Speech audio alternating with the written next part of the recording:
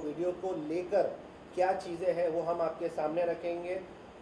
जो थर्ड चीज़ है वो किसी ने एक क्लेम किया है कि आदिल ने उनसे कुछ 15 लाख रुपए आदिल को उनको देना है, या जो भी अमाउंट उन्होंने क्लेम किया है उसके ऊपर हमारी क्या कार्रवाई होगी, आदिल और शर्लिन की तरफ से क्या चीज़ आगे होगी और आगे हम क्या क्या लीगल प्रोसीजर करने वाले हैं। और अवार्ड जो 2-2 लाख में अवार्ड आदिल ने बेचे हैं, अवार्ड उस अवार्ड को हमारे साथ कल्याण भाई भी हैं। हाँ जी, तो उस ये हमारे आज के टॉपिक ऑफ डिस्कशंस हैं। इसको लेकर आपके पास जो भी सवाल होंगे आप बोलिए। आपको लीगल टीम से जवाब चाहिए, आपको उनसे मिलेगा, आपको शर्लिन जी से, आपको आदिल से, जिससे भी आपको जवाब चाहिए वो आपको मिलेगा। तो यहाँ से हम शुरू करते हैं। पहले हमारा जो टॉपिक होगा वो हमारा होगा जो हैकिंग के ऊपर जो एलिगेशन लगे गए हैं शर्लिन जी के ऊपर और आदिल भाई के ऊपर, उसके ऊपर हमारा क्या एक्शन हुआ है वो आपको बताइए। जी, सबसे पहले मैं एक ऑडियो नोट प्ले करना चाहूँगी। वो लाइट काम कर रहा है कि नहीं? क्या आपको टाइम चाहिए? ठीक है, मैं प्ले कर सकती हूँ। पुलिस स्टेशन जा रही है, कंप्लेंट लिखाने। सुबह 6 बजे मेरी फ्लाइट है सऊदी की, लेकिन अभी पुलिस स्टेशन जा रही हूँ। आदिल, राशि, शर्लिन चोपड़ा, इन लोगों ने मिलके मेरा 10 मिलियंस का इंस्टाग्राम उड़ा दिया है। इन लोगों ने मेरा इंस्टाग्राम उड़ा दिया है। ओके, आदिल, राशि और शर्लिन चोपड़ा ने मिलकर राखी सावंत का कहना है कि उनका इंस्टाग्राम अकाउंट उड़ा दिया। जैसे ही मुझको ये खबर मिली मैंने तुरंत एक कंप्लेंट साइबर पुलिस को, सीएम ऑफ महाराष्ट्र को और अलग अलग गवर्नमेंट अथॉरिटीज़ को ईमेल भेजी। उस कंप्लेंट में ये लिखा है कि सर, राखी सावंत ने मुझ पर ये इल्ज़ाम लगाया कि मैंने उनके सोशल मीडिया अकाउंट की हैकिंग करी है। और मैंने कहा सर, अगर इस बात में ज़रा भी सच्चाई है तो मैं इस अपराध के लिए सज़ा भुगतने को तैयार हूँ। लेकिन सर, अगर इस इल्ज़ाम में कोई सच्चाई ना हो, अगर cyber report, forensic report, IP address, device, इन तमाम चीज़ों से ये पता चलता है कि अपराधी मैं नहीं हूँ, और अगर ये पता चलता है कि ये इल्ज़ाम सिर्फ और सिर्फ एक घटिया मजाक है, तो मैं अनुरोध करती हूँ सर कि राखी सावंत को कड़ी से कड़ी सज़ा मिले। क्यों? क्योंकि इस तरह का घटिया मजाक करने की इजाज़त हमें संविधान नहीं देता है। जब मनचाहा मुंह उठाकर नज़दीकी पुलिस चौकी पर जाकर पुलिस अधिकारियों का समय बर्बाद करना ये गलत है। आपने देखा होगा कि मात्र 8 घंटों में राखी का सोशल मीडिया अकाउंट दोबारा चालू हो गया। जिस दौरान उनका इंस्टाग्राम अकाउंट डिसेबल्ड था या टेम्परेरीली डीएक्टिवेटेड था, उस दौरान वो फेसबुक पर ऑनलाइन प्रेजेंट थी, वो ऑनलाइन मौजूद थी। ऐसे कैसे हो सकता है? उन्होंने कहा कि उन्होंने दावे के साथ कहा कि उनके सोशल मीडिया अकाउंट की हैकिंग हुई है और शर्लिन चोपड़ा, आदिल और राशि ने मिलकर उनके अकाउंट को उड़ा दिया, मेरी ज़िंदगी बर्बाद कर दिया है। हाँ, क्या हम ये कह सकते हैं कि उन्होंने खुद अपने अकाउंट को डिसेबल किया और कुछ घंटे बाद दोबारा एनेबल किया? क्या हम ऐसा कह सकते हैं? मैं तमाम जांच अधिकारियों से, ख़ास तौर पर साइबर पुलिस से ये विनती करती हूँ, अनुरोध करती हूँ कि तत्काल ये मालूम किया जाए कि क्या किसी ने राखी सावंत के इंस्टाग्राम अकाउंट की हैकिंग करी या नहीं, हाँ या ना। सो साइबर पुलिस के लिए ये मालूम करना कोई बहुत बड़ी बात नहीं है, मुश्किल काम नहीं है। क्योंकि नेक्स्ट टाइम से लाइफ में कोई झूठे कंप्लेंट्स ना करे, झूठे एलिगेशंस ना करे और कानून को मिसयूज ना करे। कानून के पास बहुत काम है, सच में रेप हो रहे हैं, सच में मर्डर हो रहे हैं, सच में बहुत कुछ हो रहे हैं, उनका मिसयूज ना करें। मीडिया को लेके जाके उसको इतना बड़ा ना बना दो कि आदिल ने इंस्टाग्राम हैक किया है, आदिल ने वो किया, आदिल ने ये किया, शर्लिन ने ये किया, राश्री ने ये किया। जी। मजाक है क्या? क्या वो मजाक है हमारी ज़िंदगी के साथ? 8.5 घंटे में उनका इंस्टाग्राम वापस आ जाता है और वो रील्स पोस्ट कर रही है। और उस ठीक है, दौरान नो वो प्रॉब्लम। फेसबुक पर हाँ, फेसबुक लाइव में थी, हाँ थी, तो नो प्रॉब्लम। एक काम करें, एटलीस्ट राखी क्या आके माफ़ी मांगती है, मेरा इंस्टाग्राम वापस आ गया, आप तीनों मुझे माफ़ कर दो, आप पे मैंने एलिगेशन लगाए नहीं। यहाँ पर लिखा है मैंने, उनका दावा तो ये भी था आदिल कि भाई आपके पास पासवर्ड है। एक सेकेंड, मैंने लिखा है, I kindly request you to locate and analyse every IP address, mobile device, laptop, IP addresses, device information, ISP details, location history of login and logout, or any system that may have been involved in the alleged hacking incident. It is my sincere hope that an authentic forensic report will be generated, providing concrete evidence to aid in the identification of the perpetrator. तो जब मन चाहा राखी सावंत, आप हम पर आरोप नहीं लगा सकते, और आरोप लगाने के बाद कम से कम अपने किए पर शर्मिंदा महसूस करके माफ़ी तो मांगो। वही सेम पुलिस स्टेशन में जाके बोलो कि अकाउंट मिल गया, इन तीनों की गलती नहीं थी, तो वो बोल देते हैं ये चोर है, तो उसका मतलब क्या है? आज उनका इंस्टाग्राम कैसे आ गया, कैसे मिल गया? कोई पूछता है? नहीं पूछता। हम पूछेंगे, बिल्कुल, हम पूछेंगे। साइबर पुलिस से हमारा अनुरोध है कि प्लीज हमें बताएं, आप बताएं कि क्या सच में राखी सावंत के इंस्टाग्राम अकाउंट की हैकिंग हुई या नहीं। अगर हुई है तो हैकर के डिटेल्स बताइए। जब आपने बोला कि उन्होंने ये बोला है कि आदिल भाई के पास उनका पासवर्ड था, आप सब लोग इंस्टाग्राम यूज़ करते हो, इंस्टाग्राम में जब भी आपका अकाउंट कोई भी डिवाइस लॉगिन होता है, आपको ईमेल पर और मोबाइल पर 2 फैक्टर वेरिफिकेशन आता है। जब तक आप उसका कोड नहीं डालोगे, आपका अकाउंट कोई ऑपरेट कर नहीं सकता है। स्पेशली वेरीफाइड पेजेस में ऐसे ही होता है। नॉर्मल अकाउंट में वेरीफाइड जो बोलते हैं ना 10 मिलियन ब्लू टिक, इसमें ऐसे ही होता है। कोई भी उसको आयरा गहरा आके हैक नहीं कर सकता है। और ये सेम एलिगेशन राखी ने एक बार रितेश पे लगाया था, क्या आपको याद है? रितेश मेरा पासवर्ड दे दो। दीपक कलाल पे लगाया था कि मेरा पासवर्ड दे दो। Same script, same story Adil पे भी लगाती हैं, शर्लिन जी पे भी लगाती है, राश्री पे भी लगाते हैं। तो आप महिला हो, आप कुछ भी हो, आप जो भी हो, यही आप करते रहोगे क्या? कंप्लेंट वो ये। सबसे पहले मैंने आप पे 12 आरोप लगाए थे फर्स्ट डे कॉन्फ्रेंस में, उसका जवाब दो। जब जवाब की बात आती है बोलते हैं आप कोर्ट जाओ, तो आप तो नहीं गए कोर्ट, आप तो आके करते हो मीडिया ट्रायल। आप कोर्ट जाओ, ठीक है? आके बोल दिया इंस्टाग्राम हैक हो गया, वो हो गया, ये हो गया, अभी उसका जवाब दो ना। सारे मीडिया वालों को, जितने सारे लोग उनके व्हाट्सएप ग्रुप पर हैं, सबको उसने ये वॉइस नोट भेजी। पता है शर्लिन चोरों ने क्या किया, मेरा इंस्टाग्राम अकाउंट उड़ा दिया। आप किस बेसिस पर, किस आधार पर इस तरह का झूठा आरोप लगा सकते हैं? जिंदगी भर आपने झूठे आरोप लगाए हैं, बेबुनियाद आरोप लगाए हैं, और हम क्या कर रहे हैं? हमें नींद से जाग कर हाँ अपनी सफाई देनी पड़ती है पुलिस को, साइबर पुलिस को।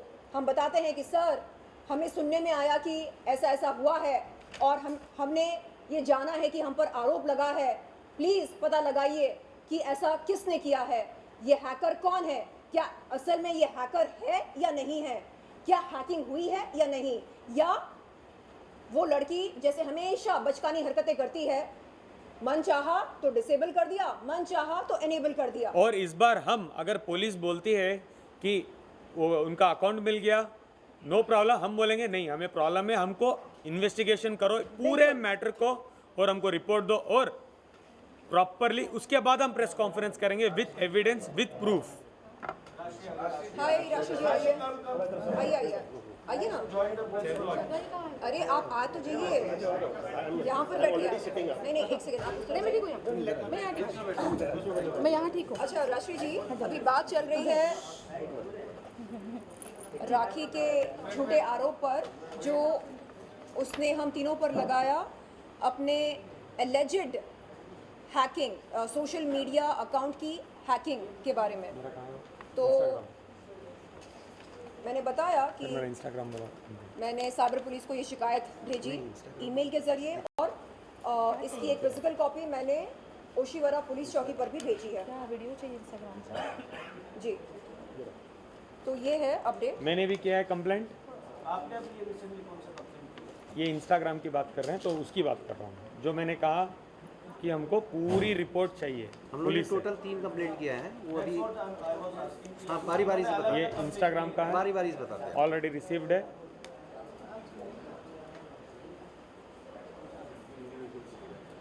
हमने इंस्टाग्राम की कंप्लेंट में IP address, ISP details, login, log out, जितनी भी डिटेल्स होती है, और हमने इस कंप्लेंट के साथ साथ ये भी बोला है कि अगर हम गुनहगार हैं तो we are ready to face any action taken by police.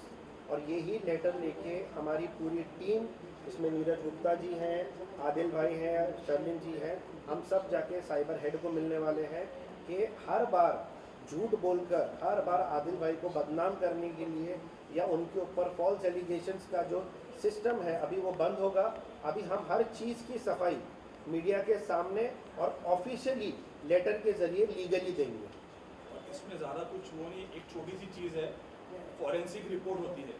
जिसने भी लॉगिन किया है, जहाँ से भी आईएसपी आईपी जो होता है, उसने अगर लॉगिन कर दिया है अंदर, तो फॉरेंसिक साइबर एक्सपर्ट्स के पास फॉरेंसिक एक्सपर्ट होते हैं, उन्होंने सिर्फ लॉगिन डिटेल्स देना है कि किसने लॉगिन किया है, और पूरा चीज़ सब सामने आ जाए आपके। ओके, इस पर कोई सवाल है? हैकिंग को लेकर आप लोगों का कोई सवाल है या कोई क्वेश्चन है जो आपको नहीं, आदिल भाई को या राजश्री don't को know। या शर्लिन को पूछे? मैंने तो कल ही क्लियर किया था कि सब कुछ राखी ने किया हुआ है। 24 घंटे के अंदर अकाउंट वापस आ 24 जाएगा घंटे और भी वही नहीं, हुआ। 8 घंटों के अंदर 8 घंटे? 8.5 घंटे। 8:30।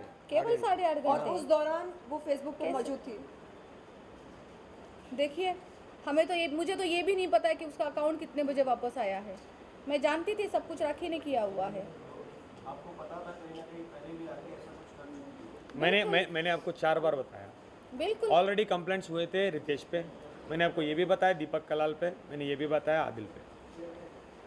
राखी और किसी पब्लिक टाइम वेस्ट करना और पुलिस स्टेशन में जा जाकर टाइम वेस्ट करना, इसके ऊपर आप लोगों ने कोई फाइल किया है? मैं आपको एक्सप्लेन करता हूँ। अभी क्या है, राखी जी को और कोई काम है नहीं सिवाय फॉल्स और बेसलेस एलिगेशन करने के, डिफेमेटरी, डेरोगेटरी रिमार्क करने की।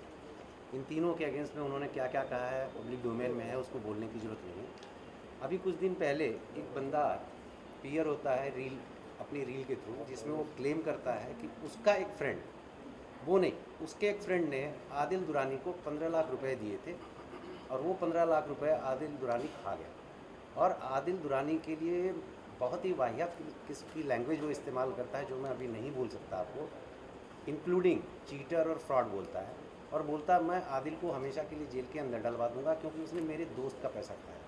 ठीक है, उसकी लोकल स्टैंडिंग नहीं बनती, लेकिन इसके बावजूद भी वो आता है बीच में, वो राखी जी के ही कहने पे आता है, वो क्लियर है। उस बंदे के अगेंस्ट में हमने कंप्लेंट किया है, रिटन कंप्लेंट साइबर सेल में और ओशिवारा पुलिस स्टेशन में, और राखी जी के भी अगेंस्ट में, because there is a conspiracy between Rakhi Sawant and this particular person. अब मैं दूसरी चीज़ बता दूँ कि वो बंदा जिस बंदे के बारे में बोलता है कि मेरा दोस्त है, इसने पैसा दिया है, वो बंदा यहाँ पे मौजूद है, ये हाँ मेरे ही पैसे। और ये इनकी वाइफ हैं। हेलो, नमस्ते। हम लोग अपना नाम बताइए। एक मिनट, नाम बताइए। खड़े हो जाइए, खड़े हो जाइए, अभी खड़े हो जाइए। और आप प्लीज़ सुनिए इनके साथ क्या हुआ आपके साथ, शॉर्ट एंड स्वीट में बताइए। एग्जैक्टली केस क्या है वो आप एकदम समझिए। शॉर्ट में बता देता हूँ। ये मैम के स्टोर के बाहर हम लोग वहाँ पे लोखंड वाला सर्कल के यहाँ से जा आपका रहे नाम थे। बताइए। लाउड बोलो। नाम बताइए। हाँ, मेरा नाम भूपेश है, टैटू गुरु बोल के मुझे सब लोग जानते हैं। तो वहाँ पे हम लोग मिले थे इनके शॉप के बाहर, नील आर्ट के वहाँ पे। ये बेसिकली टैटू आर्टिस्ट है। टैटू आर्टिस्ट आपने ही फोटो करा के दिया था वहाँ पे आपके शॉप के बाहर। तो मेरे को बोले कि टैटू रिमूव करना है। फिर उसके बाद में घर पे मिले, फिर वहाँ पे आदिल सर से मुलाकात हुई, तो व्यूज़ वगैरह अच्छा आया था 10 मिलियन का। तो बोला क्या करते, फिर आदिल सर के एक ऑडी में बैठ के वहाँ पे लेके गए, तो मेरे लिए सब नया एक्सपीरियंस था। तो मैंने बोला अभी इतना अब तो भरोसा कर सकते, घर दिखाया उनका, वो भी अच्छा बड़ा था, किसने गाड़ी भी दिखाई, फिर दुकान भी दिखाया, फिर हाँ किसने दिखाया, किसने? वो राखी मैडम ने। हाँ। हाँ, तो बोला चल पार्टनरशिप में करते हैं। मेरे से इनकम वगैरह पूछा, मैंने भी बोला हाँ चल लाखों में है इनकम मेरा इतना, तो 50 करेंगे। उन्होंने बोला दुकान वगैरह पूरा बना दे, तो मैं एकदम खुश होकर फटाफट ला के लाख रुपये हाथ में कैश दे दिया। फिर उन्होंने बोला कि आदिल को पकड़ के दुकान पूरा अच्छे से बना दे, हम पार्टनरशिप वगैरह करेंगे, सलमान को बुलाएंगे, वो उनका रिपीटेड स्टेटमेंट किसको बुलाएंगे? हाँ वो सब है मेरे। सलमान भाई, हाँ सलमान भाई, सलमान खान सलमान खान एक बॉलीवुड एक्टर। रील्स का स्टेज बनाएंगे, वहाँ पे सब रील्स के स्टार को बुलाएंगे, आप फेमस हो जाओगे। मतलब दिल्ली का एक स्टेटमेंट उनका था ऐसा कि आप पेमेंट कर दो, आपको फेमस कर देंगे हम लोग। फिर इनको हम लोग ने दिया, फिर 6,30,000 इनके अकाउंट में गया। फिर उसके बाद में हम लोग ने बोला कोई भी एक्टर तो अभी तक दिखा नहीं ना हमको, बस आप तो इसके पीछे पड़े। फिर और 2 लाख रुपये मांगा, फिर वहाँ पे हम लोग रुक गए। फिर थोड़ा आर्ग्यूमेंट वगैरह चालू हो गया, तो वो पूरा बोले कि आदिल से पकड़ के आदिल से पूरा पैसा निकलवा के दे। मैंने बोला आपके बोलने पे मैंने दिया था, तो बोला कि अभी मेरे को काम करो, अभी मेरे को 10 लाख रुपये चाहिए। आपके बोलने पे मुझे क्यों दिया आपने?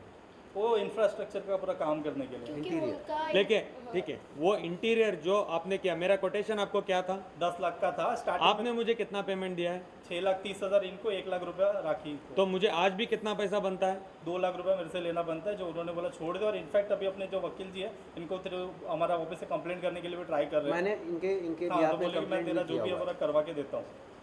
अम्बोली पुलिस स्टेशन में इस बंदे के बिहाफ में राखी जी के अगेंस्ट में रिटन कंप्लेंट लॉन्च और हुई मेरे है, को- जिसमें सारे फैक्ट्स डिटेल में दिए हुए हैं कि कैसे टैक्टफुली राखी सावंत अपने टूटे फूटे घर को रिनोवेट कराने के लिए इस गरीब आदमी को पकड़ती हैं और बोलती है काम करो, एक टैटू पार्लर हम लोग खोलेंगे पार्टनरशिप में, तुम इंटीरियर का खर्चा बेयर करो, घर हमारा है, वहाँ पे टैटू पार्लर खोलेंगे, मैं सेलिब्रिटी हूँ तो सलमान भाई को और फलाना भाई को उनको बड़े बड़े सेलिब्रिटीज़ को तुम्हारे पार्लर में लेके आएंगे प्रमोशन के लिए, तो और भी अपने यहाँ ग्राहक आएंगे, तो उससे जो फ़ायदा होगा वो हम लोग शेयर कर लेंगे। फिर जब शॉप ये में पैसा देना इस गरीब आदमी को समझ में आया, राखी ने टैक्टफुली मैनर में किया क्या, उसने बोला कि मुझे पैसा मत दो, उसने बोला आदिल इंटीरियर का काम करता है, आदिल तुम्हें कोटेशन दे देगा, तुम आदिल को पैसे दो।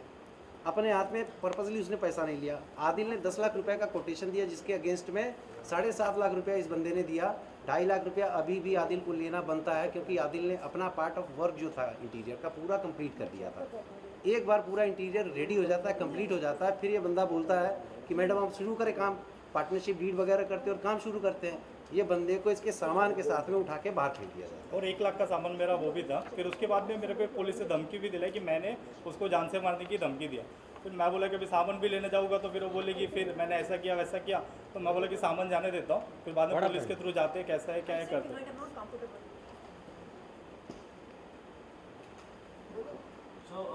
जो अभी रिसेंटली राखी कह रही थी 2 लाख ट्रॉफी, तो 2 लाख ट्रॉफी वाला स्टेटमेंट उन्होंने कहा, तो उस पर क्या कहना चाहोगे कल्याण जी? सर आप शिफ्ट करिए, मैं यहाँ पर नहीं, आई एम नॉट कंफर्टेबल। अच्छा राशि दूसरे पे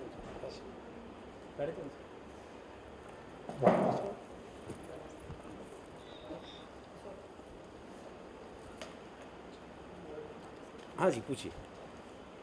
आदिल, जब से आपने पहली प्रेस कॉन्फ्रेंस ली है, एक एपिसोड सा चल पड़ा है प्रेस कॉन्फ्रेंस का, कि कब तक चलेगा, क्या थमेगा भी, क्योंकि हर दिन कोई ना कोई राखी तो आरोप लगाएगी, उनका काम ही है इसका, तो आप लोग कब तक का सर्वाइव करोगे? या जब तक राखी झूठे आरोप लगाते रहेंगे, हम बाहर आके प्रूफ करते ही रहेंगे विथ प्रूफ विथ विटनेसेस। और एक बात इन्होंने ठीक से नहीं कहा, उसके बाद बताओ तुम्हारे 50 रुपए जो ठगे वहां तक बताओ। लॉन्ड्री का भी था पैसा उनका बाकी था, तो बोले अभी मेरे भाई है जो वो बरोबर से चेंज ले गया। नहीं प्रॉपरली बोलो, फिर तुम मुझे मत बोलो भाई मुझे ये बोलना था वो बोलना था, क्योंकि आरोप मेरे पे लगा है।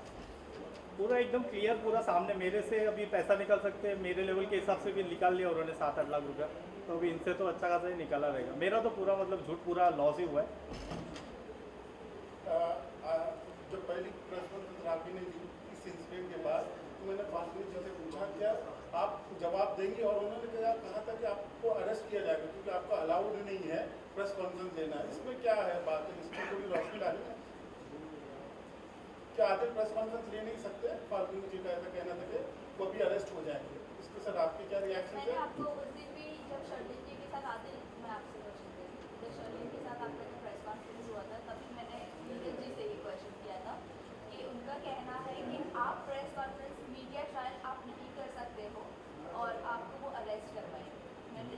एक बात बताइए, कानून का कौन सा प्रोविज़न बोलता है कि किसी भी केस का आरोपी अपराधी में, ये केस झूठा है, वो भी क्लियर है सबके सामने और सबको पता है केस झूठा है, कौन सा आरोपी बाहर निकल के वो अपनी सफाई में मीडिया को या किसी को नहीं कह सकता?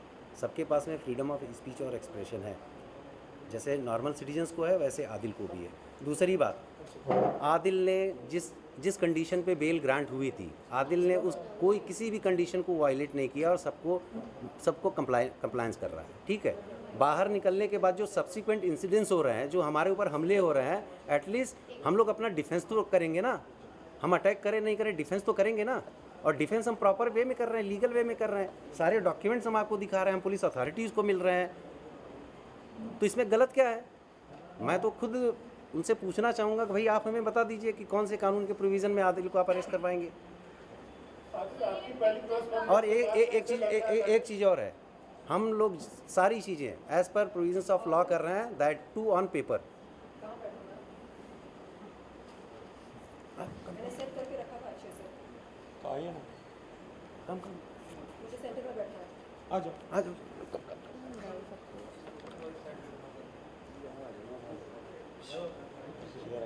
मेरे बगैर करना तो कर लो, मेरे बगैर आ जाओ। नहीं करना मुझे।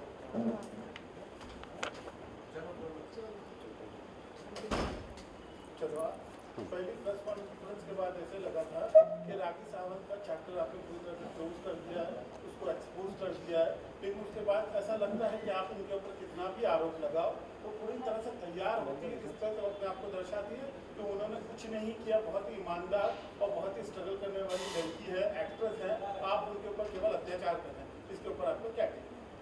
वो हर बार यही तो कहती है। देखो, पहले मेरे प्रेस कॉन्फ्रेंस में मैंने 12 सवाल पूछे, मैंने 12 चीज़ों को रखा जो राखी ने मेरे साथ किया। 12 सवालों का सिंपल उनका जवाब था उनकी और उनके एडवोकेट का कि तुम जाओ कोर्ट में जाके बात करो, मुझे नहीं पता है, मैं कुछ नहीं बता सकती।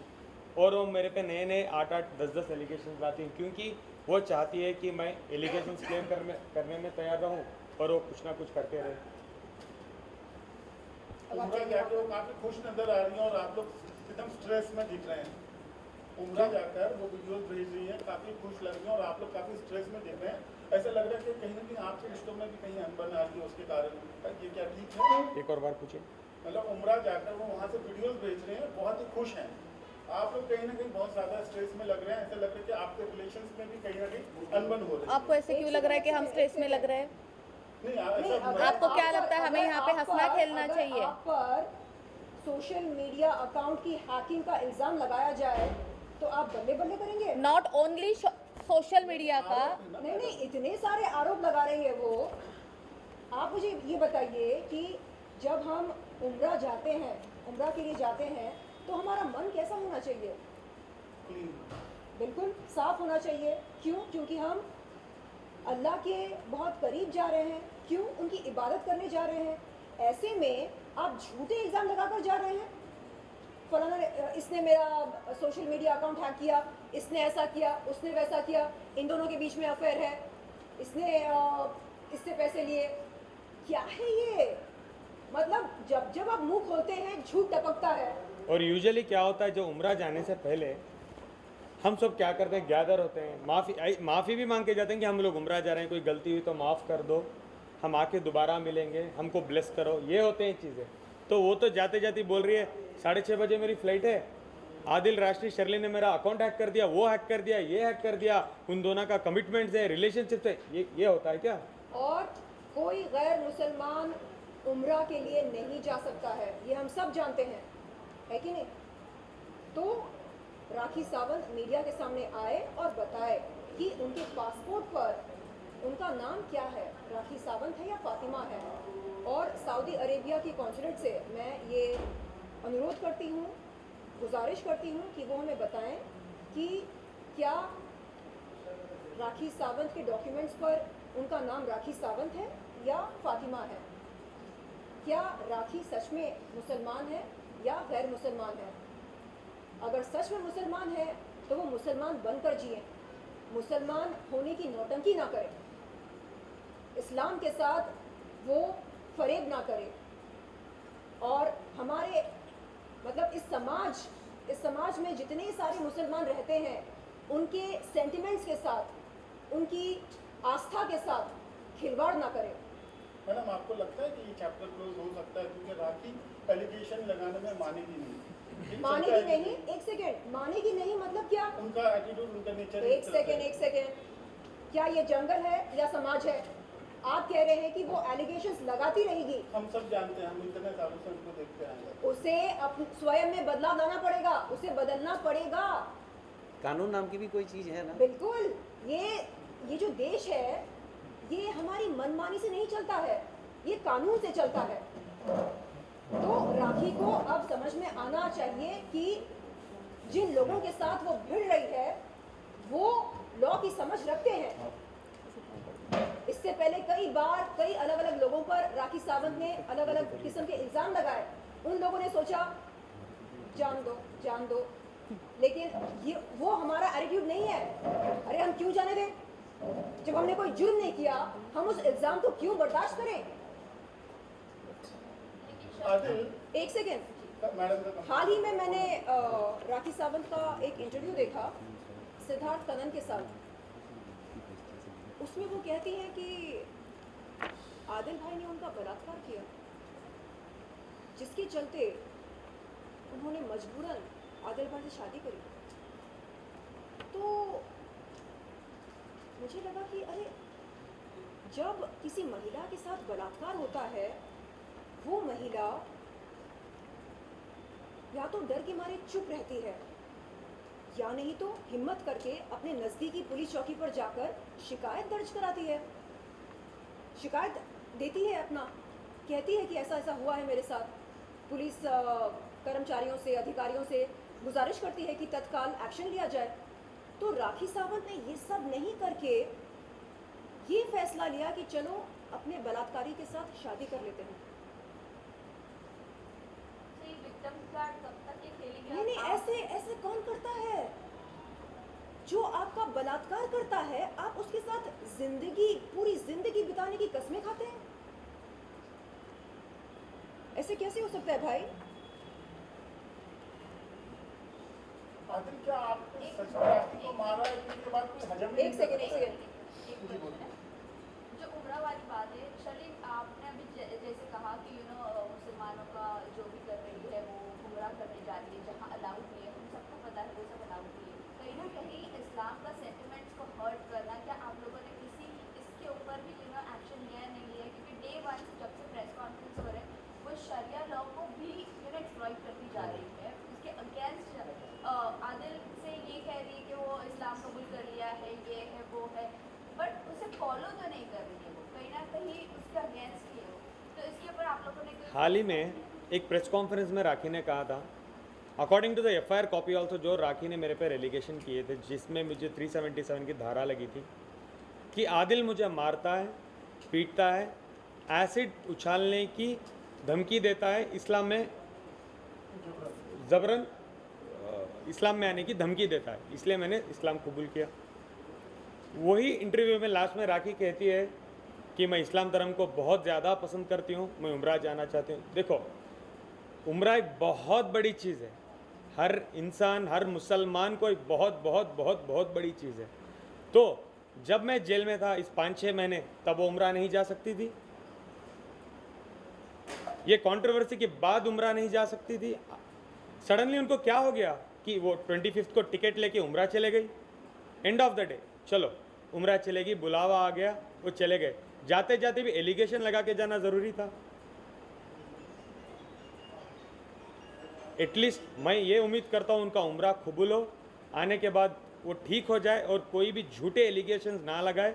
तो जैसे आपने कहा ये मीडिया ट्रायल्स ख़त्म हो जाएंगे। हमको करने लायक बहुत काम है, शर्लिन जी को भी बहुत सारे काम है, मुझे भी है और राश्री जी को भी है। हम करने वाले काम करेंगे। हमको ये जवाब देने, सवाल लेने में, हर्ट होने में, पैसे खर्च करने में, स्टेशन घूमने में, आने में, आप लोगों को बुलाने में कोई इंटरेस्ट नहीं है, कोई इंटरेस्ट नहीं है। मेरा तो कितना बिजनेस लॉस हो रहा है, मेरा तो कितना बिजनेस सफ़र कर रहा है बिकॉज ऑफ राखी। आज मैं अपना पूरा काम धंधा छोड़ के यहाँ पे बैठी हूँ। जैसे कि आप कह रहे हैं कि आप हम आपको क्या लग रहे, दुखी लग रहे, क्या लग रहे थे, स्ट्रेस में लग रहे।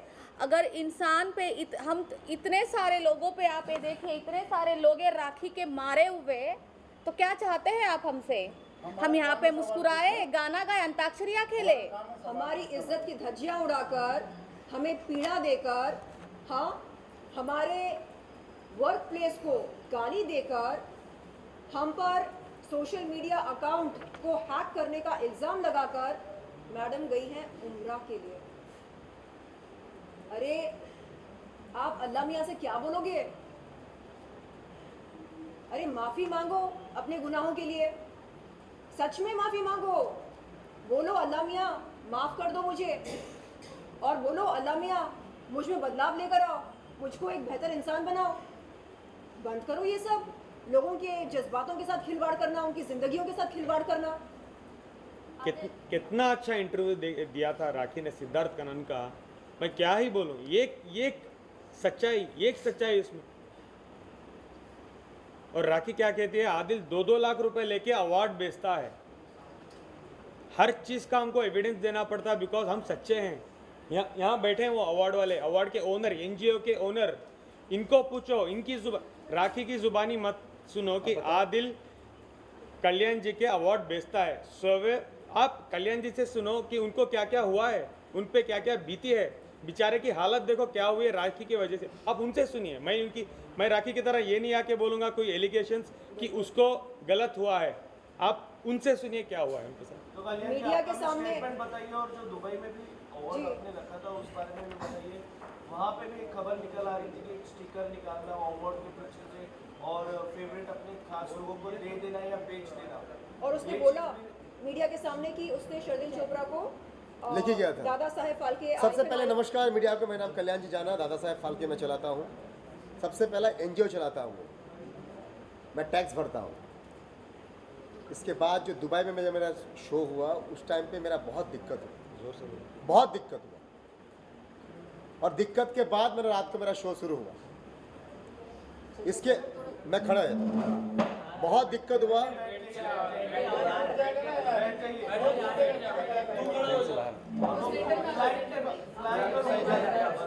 जोर से बोलूं मैं, बहुत दिक्कत हुआ। दिक्कत के बाद जब मैंने शाम को जब मैंने शो शुरू किया,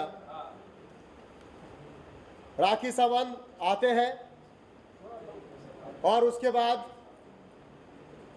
फटाफट सबका नाम बोलते हैं, ये नाम दो, ये नाम दो, इसको अवार्ड दो, इसको अवार्ड दो। मेरी वाइफ भी पीछे थे, मैं कुछ काम के लिए बाहर गया, ये भाई स्टिकर निकल के सबको दे रहा है जो मेरा लिस्ट में नाम नहीं है, लिस्ट में नाम नहीं है, स्टिकर निकाला सबको दे रहा है अवार्ड। मेरे कौन है ये? तो स्टिकर सब नीचे पड़ा हुआ था। मैं तो बोले भाई 2 लाख रुपया जो है ना, ये नहीं लिया है, कम से कम 25 अवार्ड, 20 से 25 अवार्ड जो मेरा कम पड़ा ना।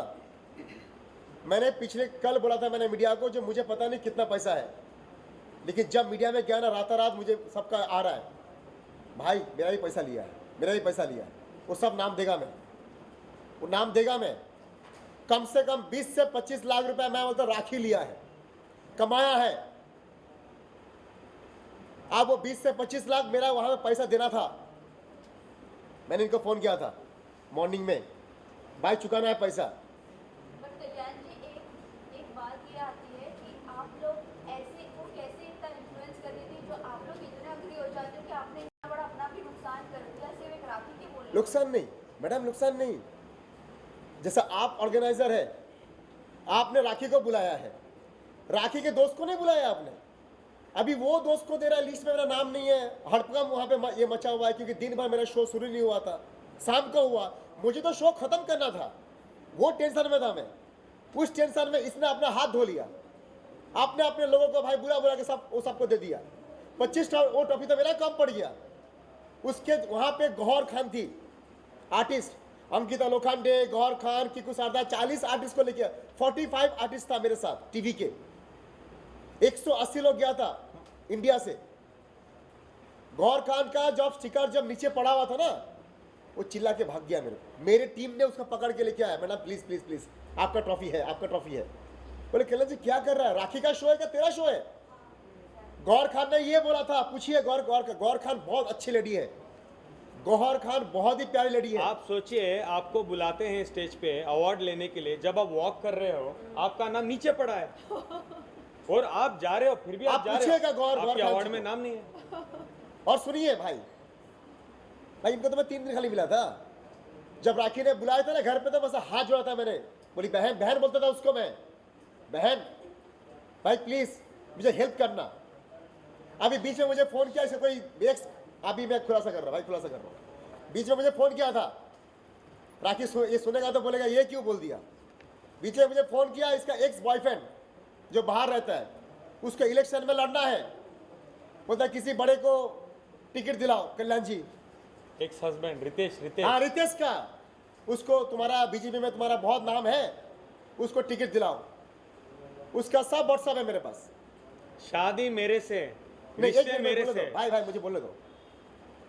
मैं खाली इतने बोलना चाहता हूं, तुमको 6 टिकट दिया, जाना आना वीजा सब कुछ दिया, रहना दिया, गाड़ी दिया, और सब करने के बाद तुम मेरे ऊपर बोलते, मेरी अवार्ड को बोलते हो दादा साहेब फाल्के अवार्ड बेचता है कौन? आदिल। बेचते हो तुम, और नाम आता है आदिल का, और तुमको पूरी घूमने के बाद तुमको शर्म नहीं आता है? तुम जिसको भाई बोलते हो उसकी अवार्ड में जाके तुम ऐश करते हो। अपने मम्मी को, जिस मम्मी के लिए रो रहा था ना वो, उस मम्मी को दुबई मैंने घुमाया मेरी टिकट से। मैं फक्र से बोल सकता हूँ, उस माँ को मैंने घुमाया। लास्ट वो दुबई मेरे पैसे से गया था। वो जो माँ के लिए रो रहा था ना, मुझे वो दिखा दो कब वो दुबई लेके गया अपनी माँ को खुद के पैसा से, दिखा दो कोई। उस माँ को, मेरी भी माँ है, सबकी माँ मतलब माँ होता है, उसको 6 टिकट दिया मैंने। दूसरा बात, जब मैंने अवार्ड शो किया दास से फाल्के, उसको मैंने फोन किया, मैं दीदी को फोन किया, दीदी मेरे ऑलरेडी मेरा बहुत सारे शो में आया है। वो बोलते, राखी बोलते हैं दीदी को मैं लेके गया। आज मैं खुलासा कर रहा हूँ, दीदी को मैंने फोन किया था, मैंने लेके गया। सेकेंड बात, जब मैंने शो किया, कल्याण जी मेरे लोगों को देना है, कल्याण जी भाई नहीं भाई माफ करना, आना है तो आओ, नहीं तो मत आओ, ये मैंने बोला था। ये उसने मांगा था 6 टिकट, मैं दिया नहीं है। सिर्फ उसका वो जो मैकअप ये कॉस्ट्यूम वाला कौन था उसका साथ में गया था, जो कपड़ा पहनता है उसका, हाँ कुणाल, पता नहीं वो कौन है कॉस्ट्यूम वाला, कौन सा कपड़ा ये पहनाता है, उसको लेके गया। कौन सा पता नहीं कौन सा वो कॉस्ट्यूम दिया, खुद को पहनने को नहीं आया था कॉस्ट्यूम, झूठ बोल के उससे मेरे को लेके गया। उसको खुद को ढंग नहीं है कपड़ा पहनने का, कुणाल को। हाँ, और उसका बोलता है ये बहुत बड़ा कॉस्ट्यूम वो डिजाइनर, मालूम है क्यों? क्योंकि कुणाल से कपड़ा लेना था बोल के उसने टिकट दिलाया, और किसी को नहीं दिया। दीदी को दिया, कुणाल को दिया, राखी को दिया। इस बार मैं उसने बोला 6 टिकट दे भैया नमस्कार, एक बार मैंने फल लिया, 2 बार नहीं। अब जब आए बॉम्बे में तो मेरे को बोलता है कल्याण जी ऐसा नहीं, ऐसा वैसा नहीं, वैसा तुम्हारा नाम खराब हो जाएगा दादा साहब फाल्के का। मैंने बोला दादा साहब फाल्के दिल से मैंने बनाया। नीरज साहब को पता है मेरे बारे में, पूरी मीडिया को पता है, कचरा चुनने से लेकर मैं यहाँ तक मैं पहुँचा हूँ। मैंने इस लड़के का सफ़र बहुत नीचे से जब से शुरू हुआ था, कई सालों से ये मुझे जानता है, मैं इसको जानता हूँ। इस बच्चे ने कब से अपना सफ़र शुरू किया था, मेरा मतलब परिवार का बच्चा रहा, मैंने देखा कितनी मेहनत की है इसने, तो कम से कम इसको तो बख्श देना चाहिए था। सपना था मेरा दुबई में, और दुबई में शो नहीं दादा, मैं देश को रिप्रेजेंट किया, देश को मैं रिप्रेजेंट किया, और देश को रिप्रेजेंट करने के बाद तुम मेरे खिलाफ। अच्छा, जो पैसा लिया है ना आदिल ने, 2 लाख रुपया मुझे दिया है, मैं सब मीडिया को बोलता अगर है दम राखी में, वो 2 लाख का बैंक स्टेटमेंट वो दिखाए और उस आदमी को वो खड़ा करे। हम दिखाएंगे जो 20 से 25 लाख गया वो आदमी कौन कौन है, लिस्ट दे देंगे हम, राखी दे लिस्ट। और रही बात, आज इतने लोग क्यों बैठे हैं, कितने लोगों को ठगी है राखी ने? शर्लिन, आदिल, राजश्री, कल्याण जी, गुरु, सब झूठे हैं क्या? और राजश्री तो सबसे क्लोज फ्रेंड थी, सबसे ज़्यादा। भाई मैं हस्बैंड था, मेरा बताओ। आप बोलो राष्ट्रीय तो क्लोज फ्रेंड थी, मैं हस्बैंड था, शादीशुदा, 2 रिश्ते हैं, एक बार निकाह, एक बार कोर्ट। गुस्सा, एक सेकेंड, गुस्सा क्यों कर रहा हूँ पता है? जो एक्स हस्बैंड को वो बोलती है कि ये मेरा हस्बैंड नहीं है रितेश, उसको सिफारिश कर रही है टिकट दिलो इलेक्शन लड़ने। बताओ, अब बताओ। उसका नंबर नहीं था, नंबर है मेरे पास अभी, उसका नंबर कहाँ से आएगा मेरे को? क्या बोलती है, मैंने रितेश को कभी भी नहीं मिली, लंदन में मैं नहीं मिली। उसका नंबर है, मैं बात भी किया। तुमको अवार्ड दिलाएंगे रितेश, तुमको स्पॉन्सर दिलाएगा, सब कुछ करेंगे। मैंने बोला भाई ठीक है दिलाएगा, पहले मेरा बॉम्बे में शो है उसमें दिला दो, मान जाएगा दुबई का। और एक बात कहूँ, अहम बात कहूँ, राखी हर बार किसको चीट करती है, किसका सपोर्ट लेती है, उनको ही काटती है, साफ है। बता दो कैसे। शर्लिन के साथ झगड़ा था, साथ कौन खड़ा था? आदिल। आदिल के साथ झगड़ा हुआ, साथ कौन खड़ा था? राजश्री। आज राजश्री के साथ झगड़ा, ये उसका कॉमन है, किसी दोस्त को नहीं छोड़ती है वो, दोस्ती का मोल नहीं है उसके पास। लेकिन आदिल, आप राखी के कितने ऐसे दोस्तों से मिले हो? अब ये कल्याण जी बोल रहे हैं कि 3 बार ही आपसे वो मिले हैं। अगर 3 बार की मुलाकात में आपके ऊपर इतने बड़े बड़े एलिगेशंस लग रहे हैं, तो आप और कितने लोगों से मिल रहे हो और कितने लोग आने वाले हैं प्रेस कॉन्फ्रेंस के लिए? ये जानना चाहेंगे। एक 15-20 दिन दो, एक 15-20 दिन दो, हमको ये चाहिए प्रॉपर, हम एक काम करेंगे, एमपी थिएटर लेंगे, फिर आप सबको बुलाएंगे। हर गली गली में जो बोल रहे हैं भाई तुम कैसे हो, मुझे ठग दिया, मुझे किया, मेरे से लूट लिया, 1 लाख लूट लिया, 10,000 लूट लिया, 50 रुपए लूट लिए, 25 लाख लूट लिए, 30 लाख लूट लिए, करोड़ों रुपए लूट लिए। आदिल सर क्या कहना चाहेंगे? राखी ने प्रेस कॉन्फ्रेंस में कहा है अगर कहीं बाहर जाते थे आदिल तो मेरे कार्ड से जो है पेमेंट होता था, उनके पास पैसे नहीं थे। कार से? हो गया कार्ड से, सॉरी आप बोल रहे हैं कि ये हो गया। अच्छा एक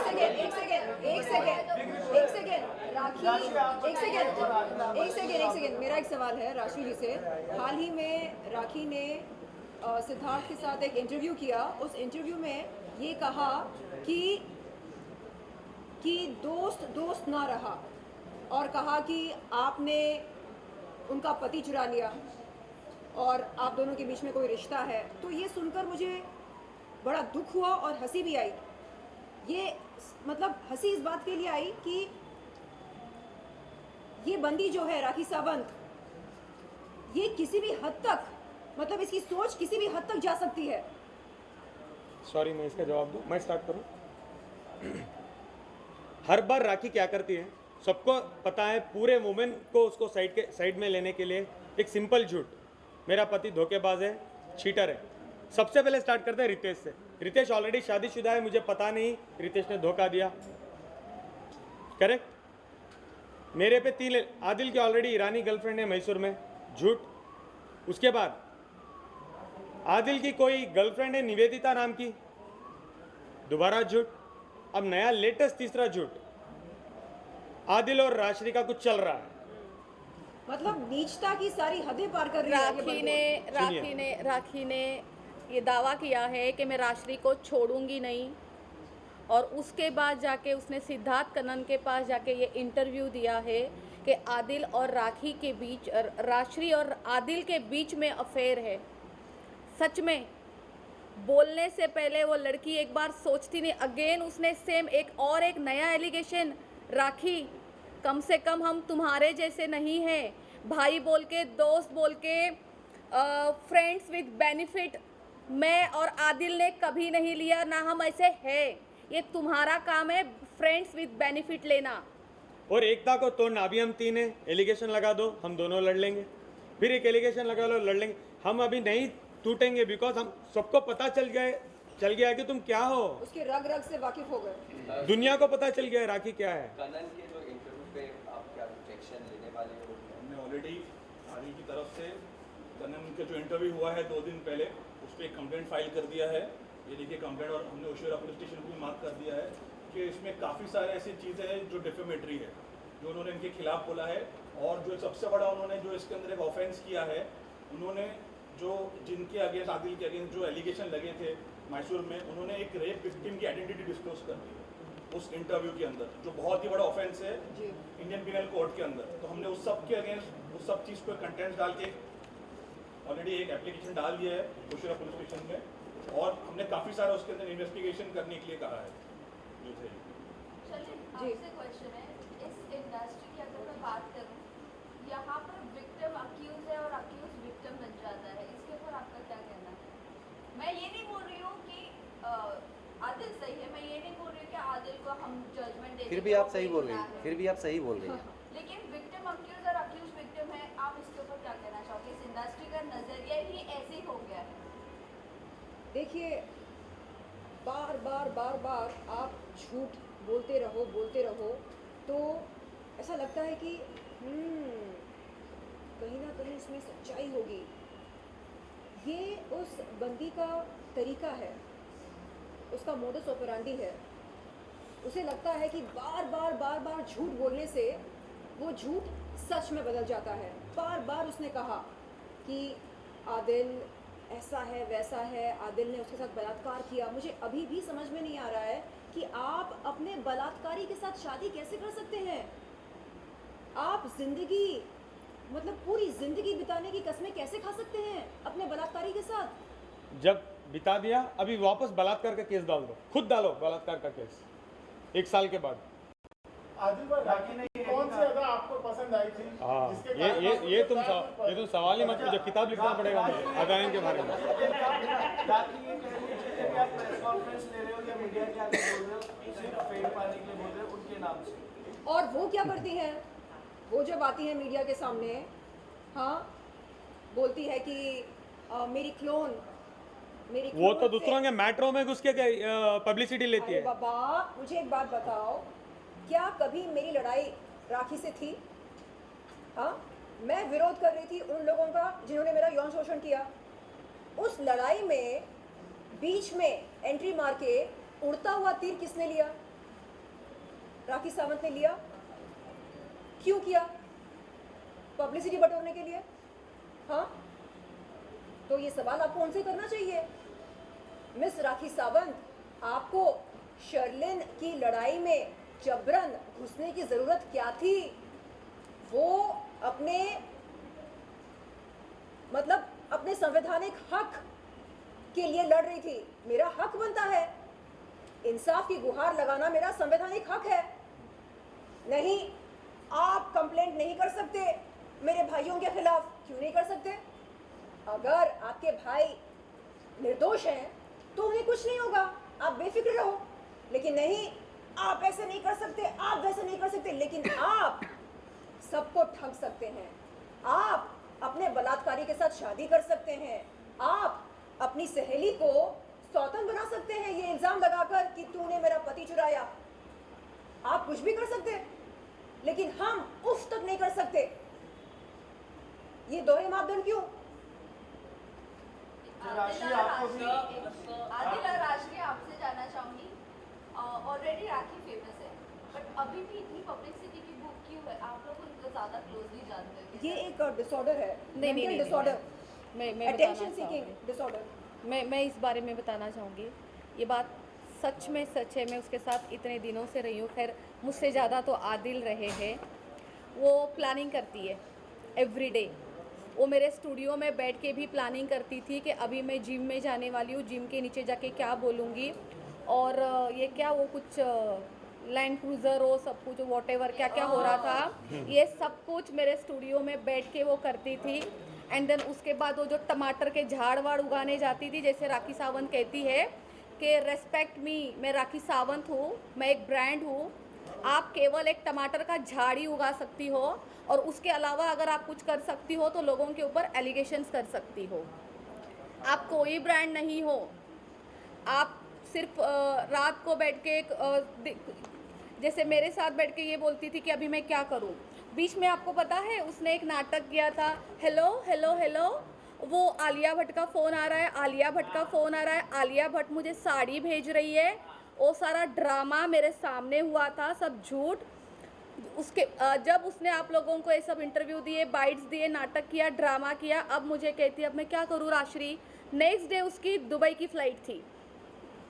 हम दोनों चार बंगला जाते हैं, वहाँ पे आप देखना, चार बंगला मच्छी मार्केट के बाजू में साड़ी की दुकान है, वहाँ जाते हैं, वहाँ साड़ियाँ खरीदती है वो 3 से 4 साड़ी, और उसमें से एक ब्लू या ग्रीन कलर की साड़ी वो पहन के नेक्स्ट डे एयरपोर्ट जाती है, और वो ये दिखाती है कि देखिए मुझे आलिया भट्ट ने साड़ी भेजी है। राखी सावंत का सिर्फ यही काम है, वो सब कुछ स्क्रिप्टेड करती है, बस वो लिखती नहीं है, बट उसके दिमाग में ये सारी चीज़ें होती है। वो एक नंबर की ड्रामेबाज, झूठी, लोगों को बदनाम करना, एलिगेशंस लगाना, दोस्ती के रिश्तों पे भी उंगली उठाना, छी राखी सावंत, क्या ही बोलूं मैं आपके लिए। आपका नाम राखी सावंत लेना भी आज के टाइम गंदा लगता है, आपको पुकारना भी बेकार लगता है कि आपका नाम भी कैसे ले। उनका ये भी कहना, आपका जो बिजनेस है नेल आर्ट, उसकी भी ब्रांडिंग आप राखी सावंत के नाम से ही कर रहे हो। जैसे अभी भी आप जो भी प्रेस कॉन्फ्रेंस या इंटरव्यू कर रहे हो, पीछे ब्रांडिंग लगा रहे हो नेल आर्ट की। देखिए, मैं आपको ये बात का जवाब देना चाहती हूँ। राखी सावंत का जो कहना है मुझे लेके कि मैं उसके नाम से पब्लिसिटी कर रही हूँ, ठीक है, और वो सवाल करती है मेरे ब्रांड पे, तो मैं आप सबको ये कहना चाहती हूँ, मेरे पास मेरे क्लाइंट बहुत बड़े बड़े सेलिब्रिटी है, मैं किसी का नाम नहीं लेना चाहती। आधी टीवी इंडस्ट्री मेरे पास आती है, आधा बॉलीवुड मेरे पास आता है, और उसके बाद जो ये म्यूज़िक इंडस्ट्री है और ये जो जितने बड़े बड़े हाई लेवल के सिंगर है वो सब मेरे क्लाइंट्स है। अगर मुझे किसी के साथ जाके पब्लिसिटी लेनी है तो मैं राखी सावंत को क्यों चुनूंगी?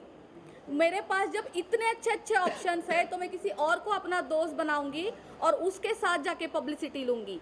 राखी सावंत ने मुझे ट्रैप किया है, उसको मुझसे पूरा पैकेज चाहिए था। उसने जब देखा कि लड़की वेल है, इसके पास सब कुछ है, मैं इसको अच्छे से यूज़ कर सकती हूँ, मेरा नेल आर्ट स्टूडियो यूज़ करती है वो, राखी सावंत ने मुझे ट्रैप किया है। मुझे कोई ज़रूरत नहीं है राखी सावंत के पास जाके पब्लिसिटी लेने के लिए, और उसकी पब्लिसिटी मेरे हिस्से में क्या ही कर रही है, क्या काम आ रही है?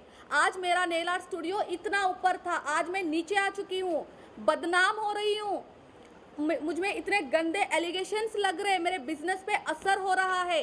राखी सावंत ने बोला कि उसने मुझ पर 100 करोड़ का डिफेमेशन लगाया, मानहानि की है। राखी सावंत के ऊपर मैंने 200 करोड़ की है, क्योंकि मेरा बिजनेस, मेरी इज्जत राखी सावंत से ज़्यादा है। मैं बिजनेस करती हूँ, राखी सावंत बिजनेस नहीं करती है। उसने मेरे बिजनेस पे उंगली उठाई है, मेरे पेट पे लात मारी है, आए दिन वो मुझ पर एलिगेशंस लगाती है। कल बोलती है कि हम दोनों दोस्तों के अंदर कुछ है। तो राखी सावंत, तुम्हारा डैमेज और हमारा डैमेज नहीं है, इस वजह से मैंने तुम पर अब 200 करोड़ का मानहानि दावा किया है। राखी सावंत भी बिजनेस करती है, बिल्कुल ये वही है। राखी सावंत भी करती है बिजनेस, राखी सावंत भी करती है बिजनेस। शेंडी लगाना, चूना लगाना, फरेब करना, ठगना, सही बोला आपने, ठगना। नहीं, आप ऐसे क्यों बोल रहे हो कि शांत हो जाओ? नहीं, जो सच है वो सच है ना। बिजनेस वो भी करती है, लेकिन अलग बिजनेस है वो, चूना लगाना, शेंडी लगाना। और मैं गुजारिश करती हूँ कल्याण भाई से कि एक स्पेशल अवार्ड दिया जाए उसको आपके अगले अवार्ड फंक्शन में। ड्रामा क्वीन क्या? कौन woman of the era? Dadasaheb Phalke drama queen drama queen क्यों रहे इतना अच्छा हुआ? नहीं, कौन वुमन द बिगेस्ट ठक्का दे दो ना एटलीस्ट। ठग द बेस्ट ठग अवार्ड गोज टू बाल्टी अवार्ड बाल्टी अवार्ड। कल्याण सर, अगर उससे कि जैसे इस प्रेस कॉन्फ्रेंस कहा, अगर इसको लेकर अगर अगला प्रेस कॉन्फ्रेंस आपके खिलाफ ले और आपके खिलाफ बोले तो आप क्या करेंगे? भाई मैं तो शेर आदमी हूँ, मैं तो कच्चा खा लेगा उसको, वो मेरे ऊपर नहीं आएगा, उसको पता है मैं क्या चीज़ हूँ, वो मेरे ऊपर नहीं आएगा। मैं धाराएं बताना चाहूँगी कि मैं राखी सावंत के ऊपर अभी क्या केस करके आई हूँ, प्लीज़। राखी के अगेंस्ट में राखी नहीं, ये रिटन कंप्लेंट है, इसको रिटन कंप्लेंट बोलते हैं टेक्निकली। राखी सावंत के अगेंस्ट में इनकी तरफ से रिटन कंप्लेंट गई है पुलिस को अंडर सेक्शन 499, 500, 211, 504, 506, 509, 384 ऑफ IPC। इसका मतलब है मानहानि, चरित्र हनन, एक्सटॉर्ट करने की कोशिश, एक्सटॉर्शन करने की कोशिश, धमकी देना, ये सारी इसमें शामिल है। और इस पर हमने पुलिस को रिक्वेस्ट किया है कि इस पर जल्दी से जल्दी एक्शन लिया जाए, और अगर वो लोग नहीं लेते हैं एक्शन तो फिर हमको, जैसे आदिल का हमने बताया था कि हम लोग मेट्रोपॉलिटन मजिस्ट्रेट कोर्ट के सामने प्राइवेट कंप्लेंट फाइल करके 156(3) में FIR करने का ऑर्डर लेंगे, उसी तरह इस मैटर में भी हम लोग करने वाले हैं। अब कोई भी एलिगेशन अगर होगा उधर से, तो मैं उनको सिर्फ एक मैसेज देना चाहता हूं कि प्लीज़ ऑथेंटिक डॉक्यूमेंट्री एविडेंस के साथ में, किसी के साथ या कोई भी एविडेंस जब तक ना मिले तब तक एलिगेशन मत करिए, अदरवाइज़ आपको इतने सारी लीगल कॉम्प्लिकेशन होने वाली है, लीगल कॉम्प्लिकेशन, कि आपका सारा टाइम पुलिस स्टेशन कोर्ट कचहरी में ही बीतेगा। वैसे भी आज के टाइम उसने पता है क्या बोला है कि राशि के वजह से उसके हाथ से कुछ 4-5 मूवी निकल गई है, 4 फिल्में गई है और कौन सॉन्ग गए हैं उसके। ये राशि के वजह से नहीं गया है। ये जो टमाटर के झाड़ उगाते हुए घूमती है ना, उन सब चक्रों में निकला है उसके हाथ से। ये जो झूठे एलिगेशंस लगाती है, जो स्क्रिप्ट बनाती है घर पे बैठ के, मुझे तो लगता ही नहीं, क्या ही बोलूँ। चलो ठीक है, अच्छी बात है, अगर उसको किसी ने काम दिया भी था, करो आप काम राखी सावंत, बहुत काम करो, इंसान को काम करना चाहिए। लेकिन अब टमाटर के झाड़ उगाती रहोगी तो काम कब करोगी? सर राखी ने ये भी कहा है कि आदिल, राशि और शर्लिन के टॉर्चर पे सुसाइड भी कर सकती है आने वाले दिनों में। मैं कर दिया उसके लिए भाई, मैं कर सुसाइड ना, मेरा खराब किया था वो दासा फलके का नाम। अगर मैं मर जाएगा ना तो राखी संभालेगा मेरा बच्चा को और मेरी वाइफ को। मैं करने वाला हूँ, अरे बाबा, मेरी इतनी बड़ी ब्रांड को उसने खराब कर दिया। आपके सवाल का सिर्फ एक सवाल है, उसका जवाब ही सवाल है। आपको लगता है कि राखी सावंत सुसाइड करेंगी? वो सबको मारेगी, वो तो दूसरे को सुसाइड करवा दें। सरेआम मीडिया के सामने एक महिला के आपत्तिजनक फोटोज और वीडियोस दिखाए, और वो महिला आज भी जिंदा है, आपके सामने बैठी है। हाँ, तो शर्म आनी चाहिए उसे। तो मेरे भी तो दिखा है, वीडियो का बिजनेस तो है।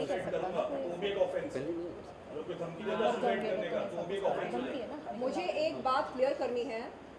हाल ही में एडवोकेट फाल्गुनी ब्रह्मभट्ट ने मेरे ख्याल से आप ही से कहा था कि शर्लिन चोपड़ा के साथ तो सेटलमेंट हो गई है, पता नहीं वो ये ड्रामे क्यों कर रही है। आपको बता दूं मैं कि सन एंड सैंड होटल में फरवरी के महीने में इस साल एक प्रेस कॉन्फ्रेंस रखी गई थी, जहां पर राजश्री जी, मैं, शैली, वाहिद भाई और राखी, हम सब मौजूद थे। उस प्रेस कॉन्फ्रेंस के दौरान वाहिद भाई ने तमाम मीडिया वालों के सामने मुझसे पूछा, शर्लिन चोपड़ा, क्या आप राखी सावंत और एडवोकेट फाल्गुनी ब्रह्मभट्ट के खिलाफ दर्ज कराए एफआईआर को वापस लेना चाहेंगी? मैंने जवाब में क्या बोला? मैंने कहा कि मेरे काबिल वकील इसका जवाब कोर्ट में देंगे। उसके बाद कई बार इस तरह का सवाल मेरे सामने रखा गया, पूछा गया बार बार, क्या आप अपना एफआईआर वापस लेंगी? मैंने यही बोला कि इस सवाल का जवाब मेरे काबिल वकील कोर्ट ऑफ लॉ में देंगे। एक दिन राजश्री जी के नेल आर्ट स्टूडियो पर राखी सावंत ने मेरे सामने एक कागज़ पेश किया। उस पर क्या लिखा था? यही एफआईआर वापस लेने वाली बात। तो मैंने राखी से कहा कि मैं ऐसे कागज़ पर दस्तखत नहीं करूंगी। जब मैंने कहा उसको कि मेरा उसके साथ मैसूर जाना, उसके लिए इंसाफ की गुहार लगाना, वो एक अलग बात है, लेकिन अगर मैं अपने लिए स्टैंड नहीं लेती हूँ, अगर लोगों को इजाज़त देती हूँ कि वो मेरी इज्जत की धज्जियाँ उड़ाएं, इज्जत की नीलामी करें, तो फिर मेरा वजूद क्या रह जाएगा? मैं एक मजाक बनकर रह जाऊंगी समाज में। आज क्योंकि मैं खुद के लिए लड़ रही हूँ, खुद के लिए एक मजबूत दमदार स्टैंड ले रही हूँ, लोग देख रहे हैं कि हाँ, ये लड़की जो है ये लड़ सकती है, अपने लिए लड़ सकती है। अगर मैं खुद के लिए ना लड़ूं, मैं क्या ही समाज सेवा करूंगी? कुछ नहीं कर पाऊंगी मैं। तो मैंने समझाया उसको कि देखो राखी, तुम्हारे लिए मैं मैसूर गई, तुम्हारे कहने पर, तुम्हारी जिद करने पर। वो आई थी यहाँ पर राजश्री जी के साथ, रोई थी मेरे सामने, बोला प्लीज़ बहन, तू बहुत बहादुर है, तू अच्छा बोलती है, तू चल मेरे साथ। तो मैं गई। मैंने बोला ठीक है, अगर मेरे चलने से तुझे इंसाफ मिलेगा, तुझे लगता है कि तुझे मिलेगा इंसाफ, तो मैं चलने को तैयार हूँ।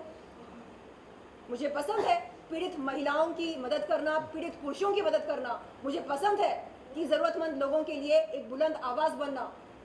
तो मैंने उसको समझाया उस दिन। मैंने कहा कि प्लीज़ इन दो बातों को मिक्स मत करो। अगर मैं तुम्हारे लिए स्टैंड ले सकती हूँ, तो क्या मैं खुद के लिए स्टैंड नहीं ले सकती? सोचो ज़रा, मैं ये एफआईआर वापस नहीं ले सकती? समझो बात को।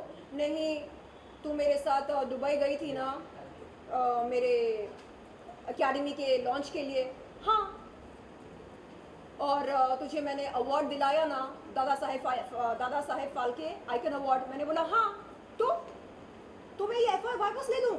ऐसे कैसे हो सकता है? मैं मजाक बनकर रह जाऊंगी। आइंदा अगर तूने मेरी इज्जत की धज्जियां उड़ाई, मैं गई पुलिस के पास शिकायत करने, तो कौन मुझे सीरियस लेगा? तो मैंने राखी से कहा कि राखी नहीं, मैं इस कागज पर दस्तखत नहीं कर सकती हूँ, समझो बात को। उस दिन से उसके मेरे बीच में दरार पैदा हुई। एडवोकेट फाल्गुनी ब्रह्मभट्ट कहती हैं कि अरे वो तो आई थी हमारे पास, हमने कॉफी पी। हाँ बाबा, हम साथ में बैठकर मोमोज खाए, हमने कॉफी पी। कॉफी तो मैं अपने ड्राइवर के साथ भी पीती हूँ, मोमोज तो अपने ड्राइवर के साथ भी खाती हूँ। तो इसमें बड़ी बात क्या है? क्या संविधान में लिखा है कि अगर आप किसी के साथ बैठकर मोमोज खाते हैं या कॉफी पीते हैं या हंसी मजाक करते हैं, तो इसका सीधा मतलब ये निकलेगा कि आपने सेटलमेंट कर ली। आज तक ना लिखित में ना जुबानी तौर से मैंने ये कहा कि मैं अपना एफआईआर वापस लेती हूँ। मेरे जीते जी वो एफआईआर कभी वापस नहीं लूंगी। बात सुन लो और समझो। एडवोकेट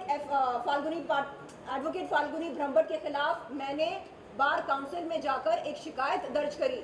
मैंने कहा बार काउंसिल के रिस्पेक्टेड ऑफिसर से कि सर, एडवोकेट फाल्गुनी ब्रह्मभट्ट एक एडवोकेट होते हुए, एक महिला होते हुए, हिंदुस्तान की नागरिक होते हुए, तमाम मीडिया वालों के सामने उन्होंने मेरे आपत्तिजनक फोटोज और वीडियोस दिखाए, मुझको जलील किया, मेरी इज्जत उछाली। एक वकील होते हुए वो ऐसा नहीं कर सकती है। वो बोलती है हाँ मैं अपने किए पर शर्मिंदा हूँ। हाँ, तो रिस्पेक्टेड ऑफिसर ने मुझसे पूछा आप क्या चाहती हैं? मैंने बोला सर, ये कह रही हैं कि ये अपने किए पर शर्मिंदा हैं, ऐसे नहीं चलेगा। इनसे कहिए कि मीडिया के सामने मुझसे माफ़ी मांगे, अगर सच में ये शर्मिंदा है तो। उन्होंने उस दिन, ये बात है 7 अगस्त 2023 की, इसी महीने की, तो उन्होंने उस दिन ऑफिसर के सामने कहा जी सर, सर मैं एक प्रेस कॉन्फ्रेंस रखूंगी सर, और उसमें तमाम मीडिया वालों के सामने मैं शर्लिन चोपड़ा से माफ़ी मांगूंगी, मैं अपने किए के लिए बहुत शर्मिंदा हूँ सर। और वहाँ से निकलने के बाद वो मुझे धमकी देती हैं, बोलती हैं कि जो एफआईआर आपने दर्ज कराई है राखी सावंत और मेरे खिलाफ, वो आप वापस ले लीजिए तो ये माफ़ी आपको मिल जाएगी। मैंने कहा आप क्या बात कर रहे हो? आप क्या बात कर रहे हो? एफआईआर अलग है और बार काउंसिल में जो मैंने शिकायत दर्ज कराई है वो अलग है। ये दो अलग अलग मुद्दे हैं, आप मिक्स क्यों कर रहे हो? तो तब मुझे समझ में आया कि उनकी मंशा क्या है। माफ़ी मांगना उनकी मंशा नहीं है। वो चाहती हैं कि जैसे तैसे मैं उस एफआईआर को वापस ले लूं, और मुझे कहती हैं कि असल में मैं बहुत परेशान हूँ, मैं एक बच्चे की माँ हूँ, मुझे उसके लिए फ़िक्र होती है, और ये राखी सावंत मुझे बहुत परेशान करती है। मैंने कहा मैडम, जो कुछ भी है ये आपका पर्सनल मैटर है, ठीक है? हम मिले क्यों यहाँ पर, आए क्यों बार काउंसिल पर? क्योंकि मैंने शिकायत की आपके खिलाफ, ठीक है? उस मुद्दे पर हम बात करेंगे। तो आज ये कहती हैं कि नहीं हमारी सेटलमेंट हो गई। अरे कोर्ट ऑफ लॉ में रिस्पेक्टेड जज साहब के सामने आप क्या बोलेंगे? वो पूछेंगे आपसे अगर सेटलमेंट हुई है तो बताइए कहाँ हुई, कैसे हुई, है क्या लिखित में? अरे सेटलमेंट का मतलब क्या होता है? एक प्रॉपर डॉक्यूमेंट होता है। सर आप बताइए सेटलमेंट कैसे होती है? सेटलमेंट के लिए दोनों को कोर्ट जाना पड़ेगा, कंसेंट टर्म्स डालना पड़ेगा, फिर माननीय जो हाई कोर्ट होगा वो क्वेश करेगा। ऐसे सेटलमेंट नहीं होता है। अरे क्या बोलेंगे वो कोर्ट में? हमने मोमोज खाए साथ में, जज साहब हमने मोमोज खाए साथ में, जज साहब हमने कॉफी पी साथ में, तो हो गई सेटलमेंट। अरे एक पढ़ी लिखी वकील होते हुए ऐसी बात नहीं करनी चाहिए।